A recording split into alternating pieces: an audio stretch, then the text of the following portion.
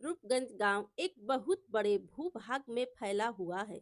रूपगंज के आसपास बहुत सारे गांव ऐसे हैं जहां हर साल बाढ़ आती है और उन गांवों के सभी लोग अपनी जान बचाने के लिए रूपगंज के लोगों से मदद लेते हैं। रूपगंज में हितेश अपनी पत्नी मंजू के साथ रहता है।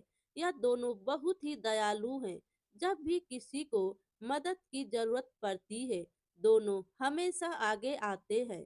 एक दिन की बात है, हितेश कहता है, मैं खेतों में जा रहा हूँ, तुम तब तक खाना बना लो। मैं खेत जोत कर आता हूँ और फिर हम दोनों साथ में खाना खा लेंगे।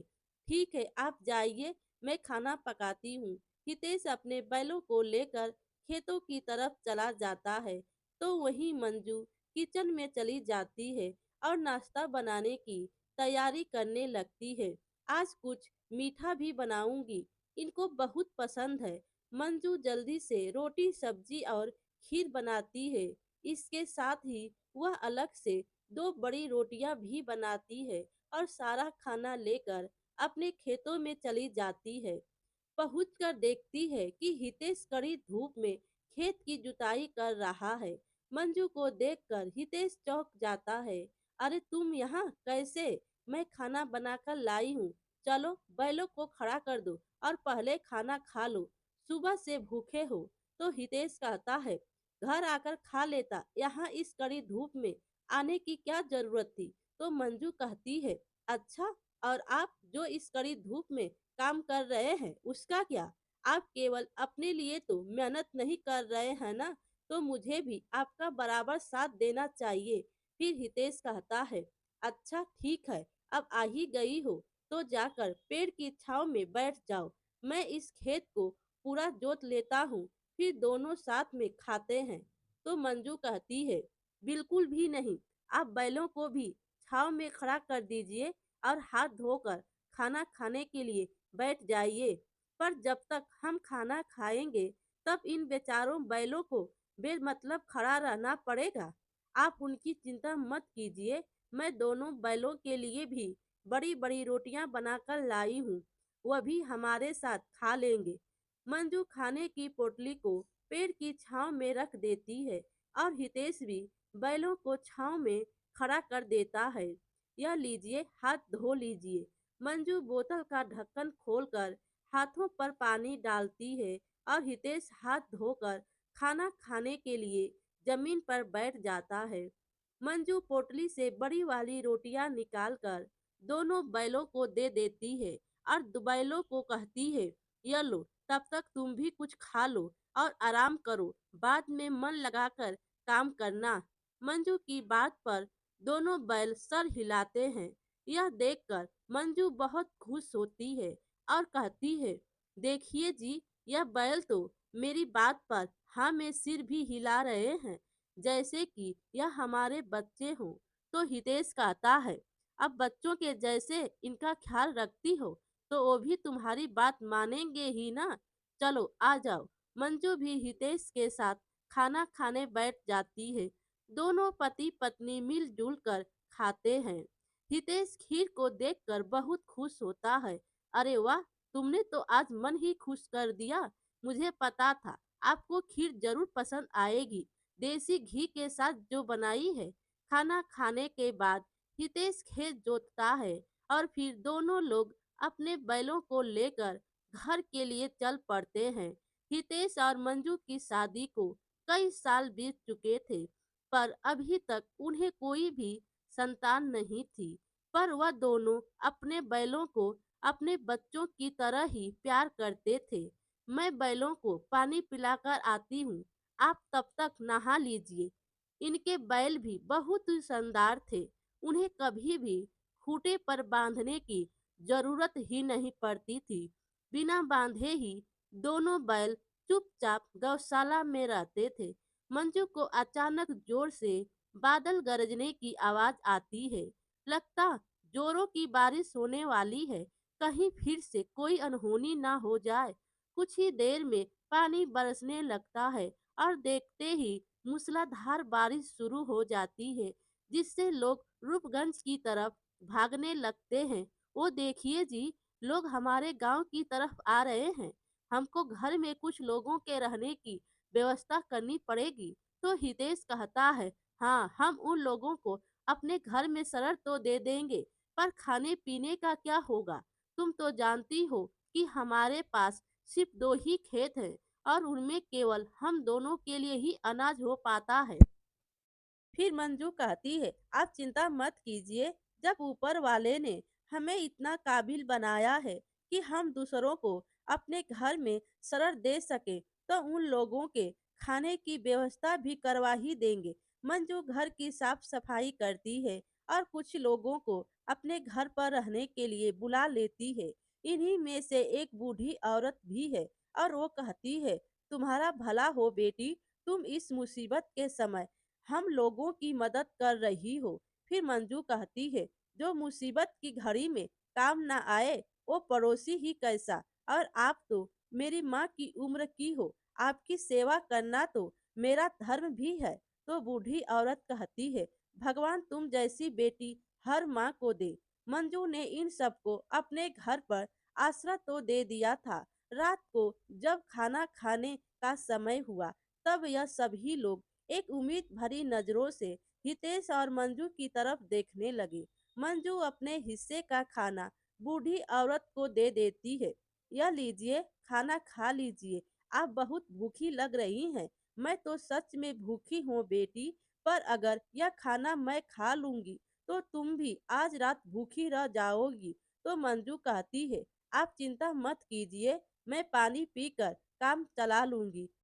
आप यह खाना खा लीजिए। मंजू और हितेश दोनों ही अपने हिस्से का खाना घर आए शरणार्थियों को दे देते हैं और वो ऐसा तब तक करते हैं जब तक कि उनके गांव में बाढ़ का पानी कम नहीं हो जाता।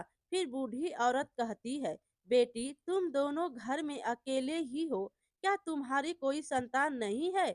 बुढ़िया की यह बात सुनकर मंजू की आंखों में आंसू आ जाते हैं और यह देखकर बूढ़ी अम्मा सब कुछ समझ जाती है। चिंता मत करो बेटी, माँ अन्नपूर्णा ने चाहा तो जल्द ही तुम्हारी गोद भर जाएगी। वह बूढ़ी औरत मंजू को एक सेव देती है। यह माँ अन्नपूर्णा के मंदिर का प्रसाद है बेटी। बाढ़ के समय यह मंदिर से बहकर मेरे पास आया था। शायद माँ अन्नपूर्णा ने यह तुम्हारे लिए ही भेजा है। इसको खा लो, तुम्हारे घर में माँ के आशीर्वाद से संतान जरूर पैदा होगी। मंजू माँ अन्नपूर्णा का नाम लेकर उसे खा लेती है और फिर कुछ ही महीनों बाद मंजू माँ बन जाती है और उनके घर में एक सुंदर सी बेटी पैदा होती है। तो हितेश कहता है, जो दूसरों का भला करता है भगवान उस पर हमेशा अपनी कृपा बनाए रखते हैं। फिर मंजू कहती है, मुझे तो लगता है कि यह सब उस बूढ़ी अम्मा के सेव और माँ अन्नपूर्णा के आशीर्वाद से हो पाया है। तो हितेश कहता है, हाँ हाँ जरूर, हमारी बेटी पर माँ अन्नपूर्णा का आशीर्वाद है। देखना बड़ी होकर यह भी कोई नेक काम जरूर करेगी। हितेश और मंजू घर में बेटी के आने से बहुत खुश थे। अब तो जैसे मानो उनकी दुनिया ही पूरी हो गई थी। दोनों हर समय बेटी का खुद से भी ज्यादा ख्याल रखते थे। मंजू कहती है, मैं सोच रही हूँ कि इसका नाम भी माँ के नाम पर ही रखना चाहिए। तो हितेश कहता है, हाँ ठीक कहा तुमने, ताकि जब भी हम अपनी बेटी को पुकारेंगे तो हमारे मुंह से माँ का नाम खुद ब खुद लिया जाएगा। दुर्गा नाम कैसा रहेगा? तो मंजू कहती है, अच्छा है। क्यों दुर्गा? दुर्गा नाम कैसा है? दुर्गा नाम सुनते ही दुर्गा हंसने लगती है, जिससे मंजू और हितेश बहुत खुश हो जाते हैं। अब धीरे धीरे दुर्गा बड़ी हो जाती है। एक दिन हितेश कहता है, जब से दुर्गा पैदा हुई है हम दोनों ने खेत पर ध्यान देना ही छोड़ दिया है। जाकर देखता हूँ खेत की क्या हालत हो गई है। हितेश खेत में जाता है तो देखता है कि खेत पूरा सूखा पड़ा। वह उदास चेहरे के साथ घर वापस आता है और मंजू को इसके बारे में बताता है। तो मंजू कहती है, इसमें हमारी भी क्या गलती है? 6 महीने पूरे होने वाले हैं और कहीं बारिश की एक बूंद तक नहीं गिरी है, तो खेत सूखेंगे ही। फिर हितेश कहता है, वो ठीक है, पर खाने का क्या होगा? कल मैंने जो भी बचा हुआ अनाज था सब पिसवा दिया, अब घर में कोई भी साबुत अनाज नहीं बचा है। फिर मंजू कहती है, आज तक भगवान ने हमेशा हमारा साथ दिया है। इस बार भी हम यह विपत्ति उनके ऊपर ही छोड़ देंगे।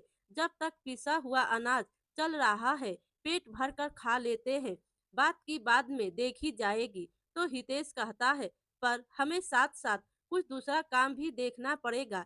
इस तरह हाथ पर हाथ धरे भी तो नहीं बैठ सकते। हितेश और मंजू दोनों काम की तलाश में निकल पड़ते हैं और जब बहुत देर तक वापस नहीं आते तो दुर्गा को भूख लग जाती है। माँ पिताजी को गए हुए बहुत देर हो गई है, क्यों ना आज मैं खुद ही खाना पका लेती हूँ। दुर्गा अपने नन्हे हाथों से बर्तन में थोड़ा सा अनाज लेती है और उसे पकने के लिए चूल्हे पर रख देती है। आज माँ पिताजी को अपने हाथों से बना हुआ खाना खिलाऊंगी और उतने में ही उसके माँ पिताजी भी लौटकर वापस आ जाते हैं और मंजू कहती है, तुम ठीक तो हो ना दुर्गा? हम दोनों को तुम्हारी बहुत चिंता हो रही थी। तुमको भूख लग गई होगी, मैं जल्दी से खाना बना देती हूँ। बेटी, तो दुर्गा कहती है, मैंने हम सबके लिए खाना बना लिया है माँ। आप दोनों हाथ मुंह धो लीजिए और खाना खाने के लिए बैठ जाइए। मंजू बर्तन में देखती है कि दुर्गा ने खाना तो पकाया है, पर वह बहुत कम। और दुर्गा की इस नादानी को देखकर मंजू की आंखों से खुशी के आंसू झलक पड़ते हैं। चलिए जी, आज हमारी दुर्गा ने हमारे लिए खाना बनाया है, जल्दी से हाथ धोकर आते हैं। दोनों हाथ मुंह धोकर खाने के लिए बैठ जाते हैं। फिर दुर्गा कहती है, आप दोनों हमेशा मुझे अपने हाथों से खाना खिलाते हो। आज आप थके हुए हो, इसीलिए आज मैं आप दोनों को अपने हाथों से खाना खिलाऊंगी। दुर्गा थाली में खाना लेकर अपने हाथों से एक एक निवाला लेकर अपनी माँ को खाना खिलाने लगती है। पर दो निवाला खाने के बाद ही मंजू का पेट भर जाता है। फिर मंजू कहती है, दुर्गा, मेरा पेट भर गया बेटी, अब अपने पिताजी को खिलाओ। तो हितेश कहता है, दो निवाले से कैसे पेट भर गया? तुम ऐसा इसलिए कह रही हो ना, ताकि मेरे लिए खाना कम ना पड़ जाए? तो मंजू कहती है, नहीं, मैं सच कह रही हूँ, दो निवाला से ही मेरा पेट भर गया है। लगता है हमारी दुर्गा के हाथों में माँ का कोई आशीर्वाद है। आपको भरोसा नहीं है तो आप खुद खाकर देख लीजिए। दुर्गा अपने हाथों से अपने पिताजी को भी एक एक करके दो निवाले खिलाती है और दो निवाले खाने के बाद उसके पिताजी का भी पेट भर जाता है। तुम तो सच कह रही थी, मेरा भी पेट दो निवाला में ही भर गया। यह क्या है दुर्गा बेटी, तुमने यह खाना कैसे पकाया है? तो दुर्गा कहती है, मैंने तो वैसे ही पकाया है जैसे माँ पकाती है। तो मंजू कहती है, जैसे भी पकाया हो, हमारी दुर्गा को माँ का आशीर्वाद प्राप्त है। अब बहुत समय से बारिश ना होने की वजह से रूपगंज के घरों में खाने के लिए अनाज नहीं बचा है। पूरे गांव में अनाज के लिए हाहाकार मचा हुआ है। तो हितेश कहता है, मैं सोच रहा हूँ कि क्यों ना गांव वालों को अपने घर पर खाने का निमंत्रण दिया जाए। तो मंजू कहती है, लेकिन हमारे यहाँ सिर्फ 2 या 3 दिनों तक का ही अनाज बचा हुआ है। तो हितेश कहता है, भूल गई दुर्गा के हाथों का खाना? हम पूरे गांव के लिए दुर्गा के हाथों से खाना बनवाएंगे। हितेश सभी गांव वालों को अपने घर पर खाने का आमंत्रण देने जाता है और घर में दुर्गा अपने हाथों से खाना बनाने लगती है। कुछ ही देर में खाना बनकर तैयार हो जाता है और हितेश भी सभी गांव वालों के साथ घर पहुंच जाता है। फिर हितेश कहता है, आप सभी बैठ जाइए, आज मेरी बेटी सभी को अपने हाथों से खाना परोसेगी। सभी लोग खुश होकर खाना खाने के लिए बैठ जाते हैं। दुर्गा सबको पत्तल देती है, पर जब वह उनके पत्तल में खाना डालती है तो यह देखकर सभी गांव वाले हैरान हो जाते हैं। यह क्या मजाक है? हितेश, तुमने यहाँ बुलाकर हमारा अपमान किया है। हम लोग भूखे जरूर हैं, पर भिखारी नहीं है। यह क्या ऐसा लग रहा है कि हमको भीख दी जा रही है? फिर हितेश कहता है, नहीं, ऐसा कृपया करके आप लोग कुछ गलत ना समझे। फिर दुर्गा बेटी भी कहती है, आप लोग माँ अन्नपूर्णा का नाम लेकर खाना शुरू कीजिए। जैसे ही आपको खाना कम पड़ेगा, मैं और दे दूंगी। फिर गांव का व्यक्ति कहता है, शुरू करने के लिए भी तो थाली में खाना होना चाहिए ना। यह तो 2 निवाले से ज़्यादा है ही नहीं। फिर मंजू कहती है, आप 2 निवाले शुरू कीजिए, बाकी दुर्गा फिर से दे देगी। आप सभी लोग खाना शुरू करते हैं, पर जैसे ही वह दूसरा निवाला खाते हैं, सबका पेट भर जाता है। फिर दुर्गा बेटी पूछती है, किसी को और चाहिए? तो गांव वाले कहते हैं, मेरा तो पेट भर गया, मेरा भी पेट भर गया।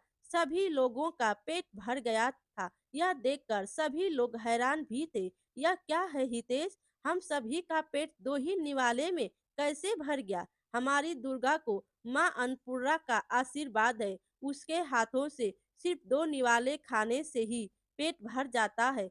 सभी लोग दुर्गा को माँ अन्नपूर्णा का अवतार मानते हैं और उसके पैर छूकर आशीर्वाद लेते हैं। जब तक गांव में अनाज की समस्या खत्म नहीं हो जाती, तब तक दुर्गा अपने हाथों से ही सभी को खाना बनाकर खिलाती है।